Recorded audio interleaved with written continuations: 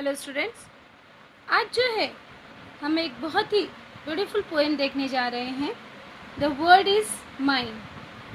The world is mine, it means the whole world is mine. पूरा विश्व जो है यह मेरा है। This is the poem written in a free verse poem. Free verse, it means there is the no pattern of the rhyme scheme, no pattern of the line, because there is the length of the line are so many, ज़्यादा है, and there is the no fixed pattern, कोई fixed pattern नहीं है। there are the rhyming words तो है, but यहाँ पे line की length यह निश्चित नहीं है, so that it's called the free verse poem. This poem is written by Joy Lovelet Crawford.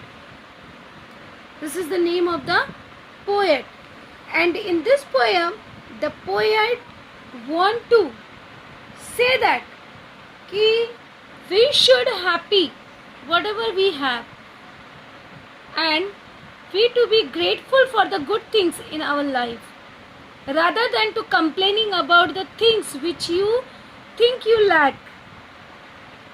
एटमीन्स जो चीज़ें हमारे पास कमी है उसके बारे में हमें नहीं सोचना चाहिए। We have to enjoy whatever we have. जो भी हमारे पास है उसे हमें एंजॉय करके लाइफ को जीना चाहिए। तो in this poem the poet want to say, because we have the habit of the complaining, always we are complaining. हमेशा हम क्या करते हैं, कंप्लेन करते हैं कि उसके पास तो ये है, मेरे पास तो नहीं है। Because every person is unhappy because of their own self. वो अपने आप से दुखी है, राइट? दूसरों की जो है, दूसरों को आगे बढ़ता देखकर वह दुखी है, वो खुद से दुखी नहीं है, बल्कि जब दूसरों को देखता है आगे बढ़ता हुआ तो वह दुखी होता है।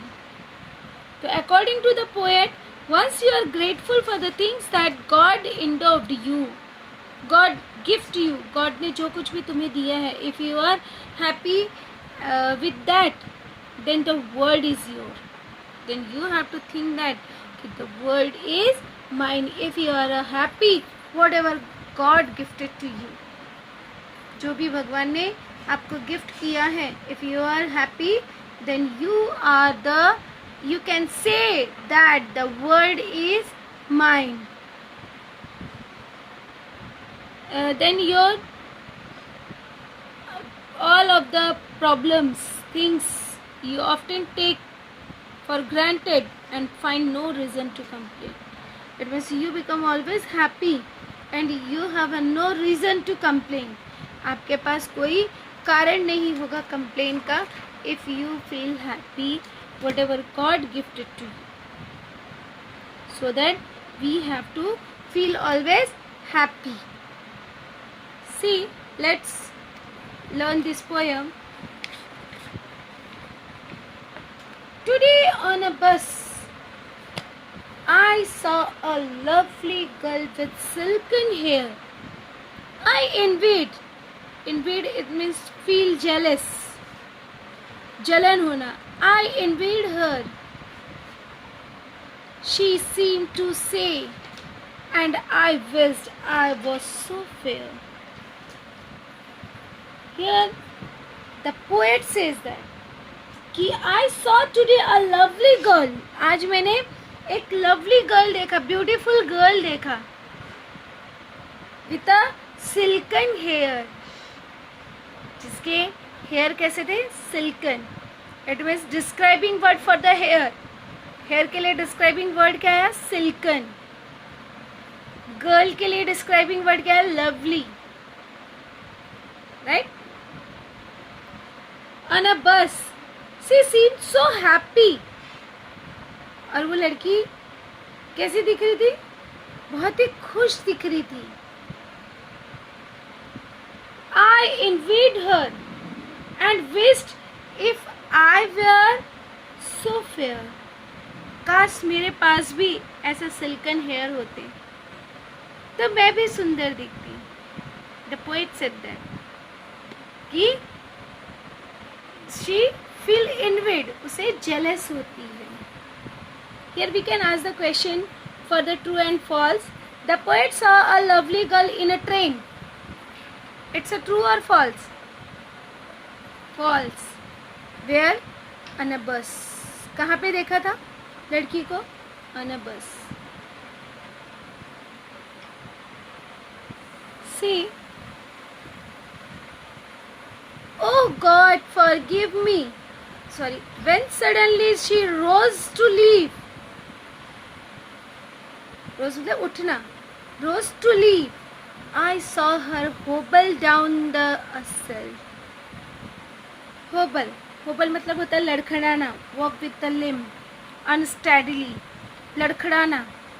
यहाँ पे आ सकता है कि find out one word. Walk with a limb. लंगड़ापन. लड़खड़ाते हुए. Unsteady. तो उसके लिए क्या वर्ड आया? होबल. कि वह लड़खड़ाते हुए. असल. असल मतलब होता है passage between two rows of seat. Seat के बीच का जो प्लेस होता है, आपने बस में देखा होगा ट्रैवलिंग करते समय कि बस के बीच में जो रोज होता है, प्लेस होता है, उसे कहते हैं असल.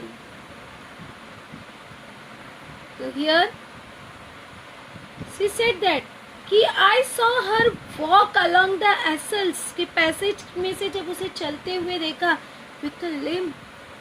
कैसे चल रही थी? लिम. लड़खड़ाते हुए चल रही थी.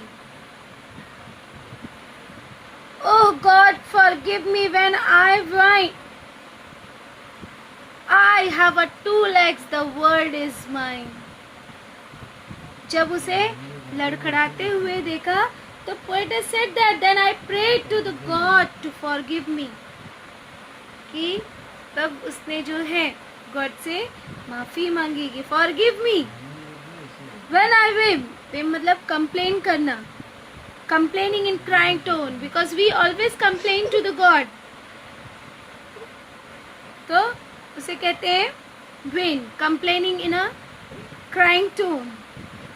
Then I prayed to the God to forgive me for my complaining because I have a two legs. It means the word is mine. 4 legs.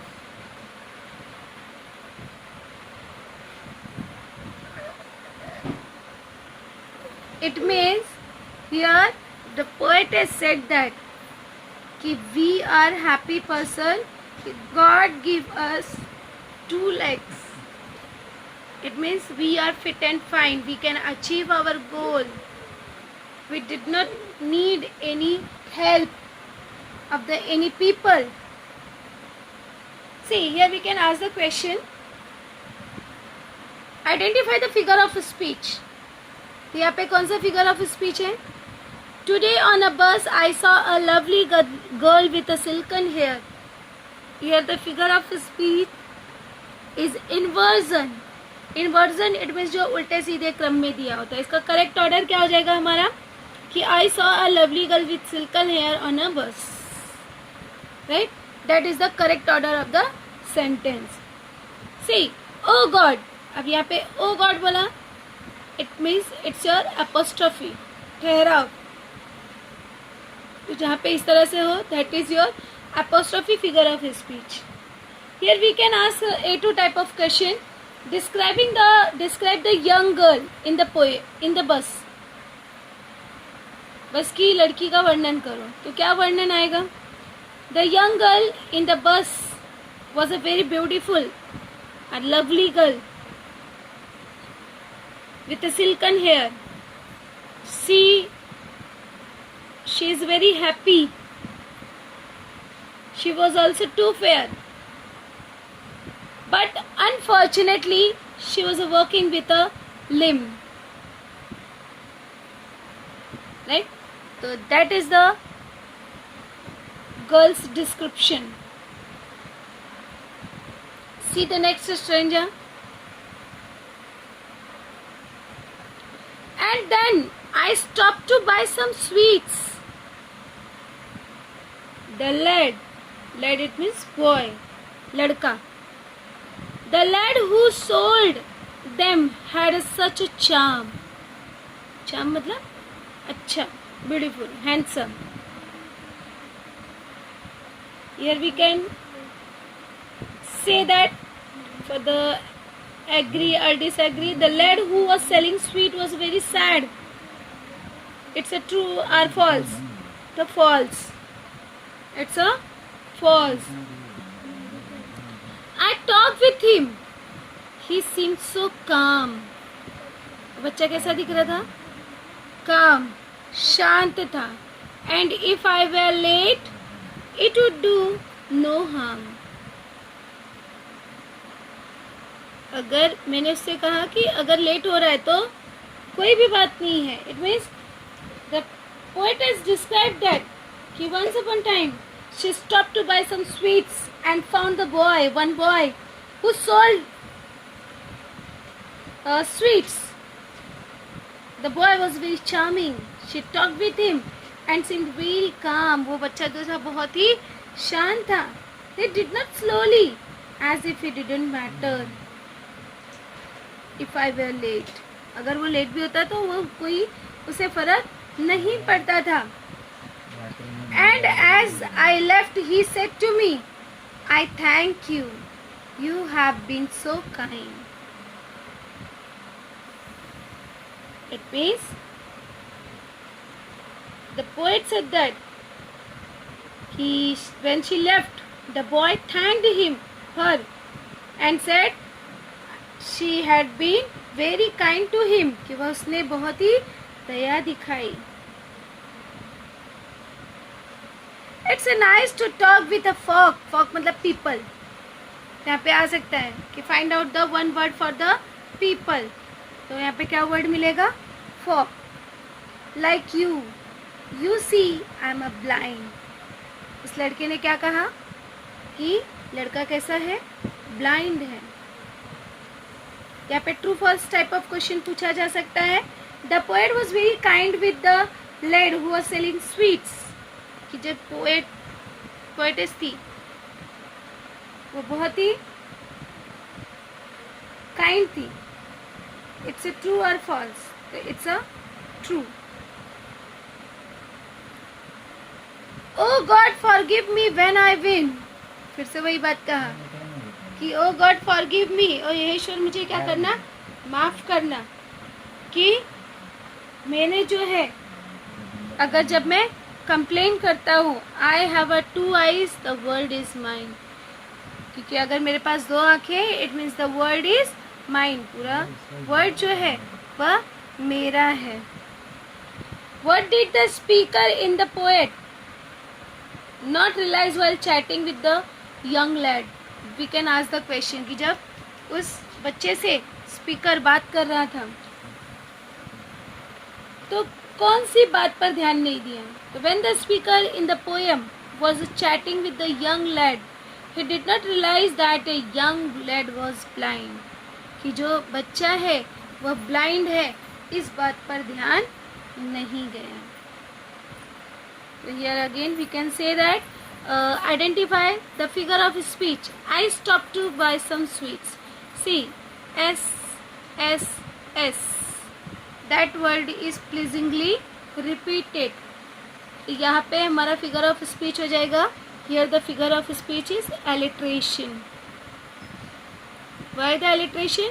Because S letter is pleasingly repeated. See, and as I left, he said to me, I thank you. You have been so kind.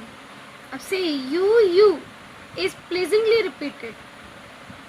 So that here the figure of speech is repetition.